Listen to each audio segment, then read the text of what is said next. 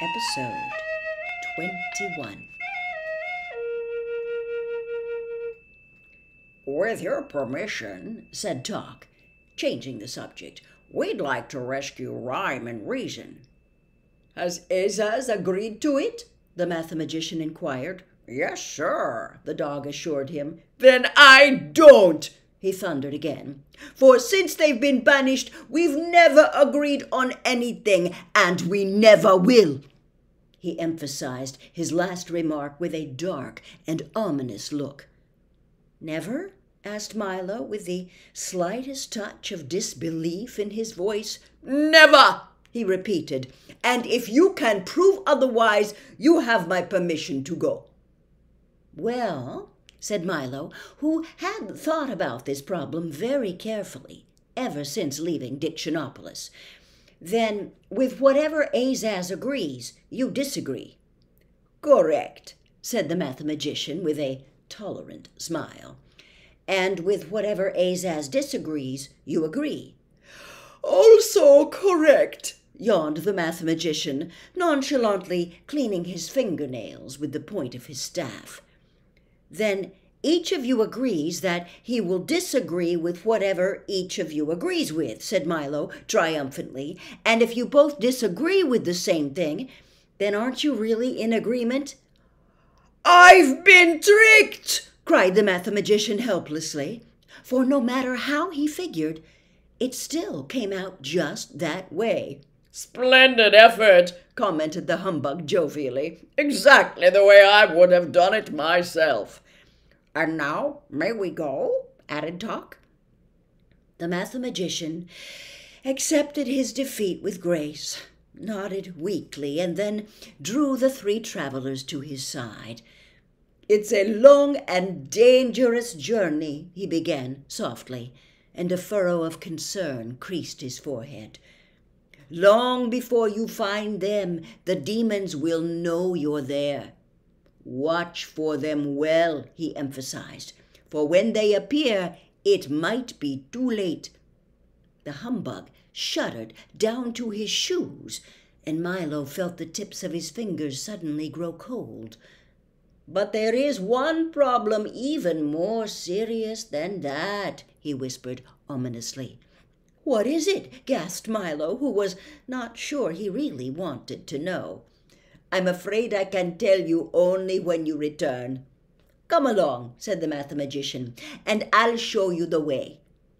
And simply by carrying the three, he transported them all to the very edge of Digitopolis.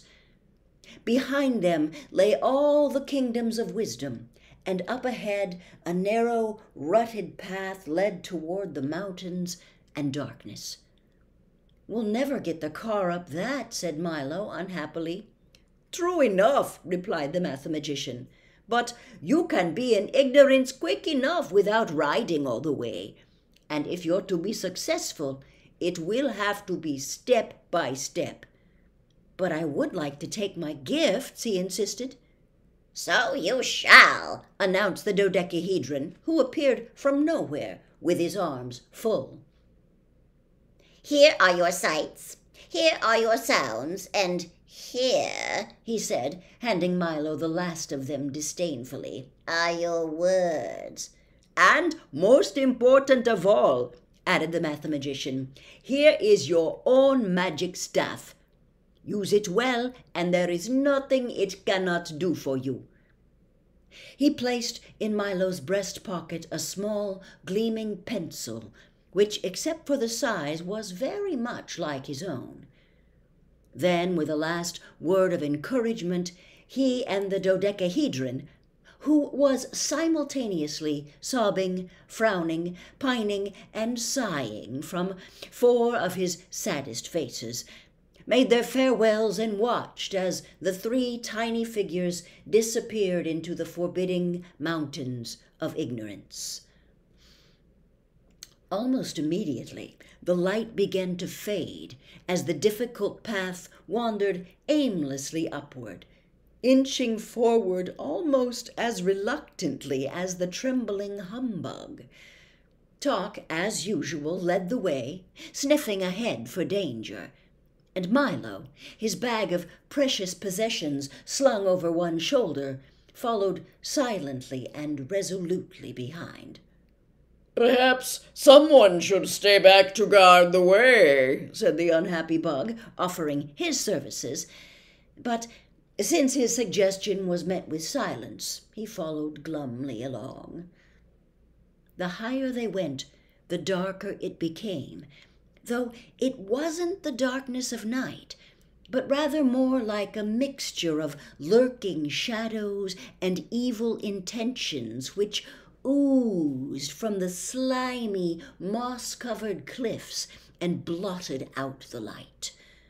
A cruel wind shrieked through the rocks, and the air was thick and heavy, as if it had been used several times before. On they went, higher and higher up the dizzying trail. On one side, the sheer stone walls and brutal peaks towering above them, and on the other, an endless, limitless, bottomless nothing. "I can hardly see a thing," said Milo, taking hold of Tock's tail as a sticky mist engulfed the moon.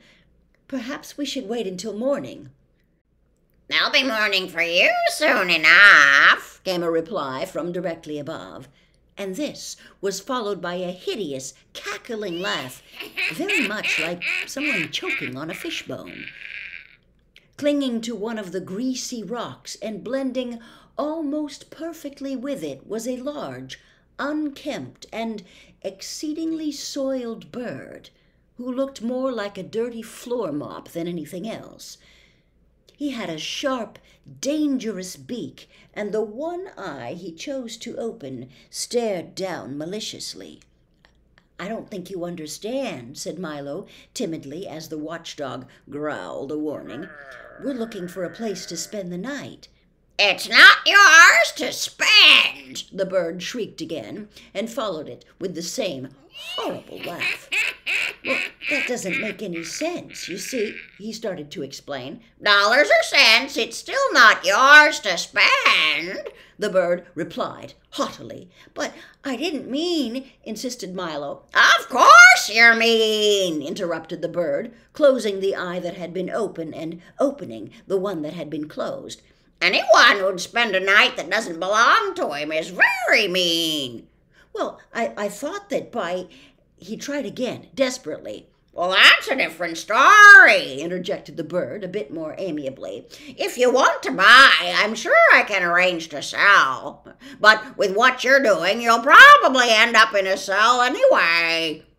"That doesn't seem right," said Milo helplessly, for with the bird taking everything the wrong way, he hardly knew what he was saying. "Agreed," said the bird with a sharp click of his beak. "But neither is it left. Although if I were you, I would have left a long time ago." "Let me try once more," he said, in an effort to explain. "In other words—" "You mean you have other words?" cried the bird happily. "Well, by all means, use them. You're certainly not doing very well with the ones you have now." "Must you always interrupt like that?" said Tock irritably, for even he was becoming impatient. "Naturally," he cackled. "It's my job. I take the words right out of your mouth. Haven't we met before?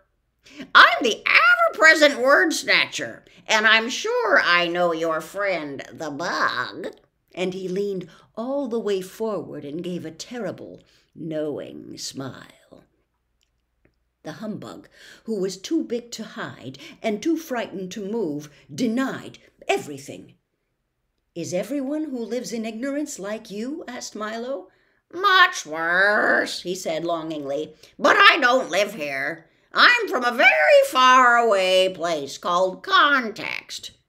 "Don't you think you should be getting back?" suggested the bug, holding one arm up in front of him. "What a horrible thought!" the bird shuddered. "It's such an unpleasant place that I spend almost all my time out of it. Besides, what could be nicer than these grimy mountains?" "Almost anything," thought Milo, as he pulled his collar up.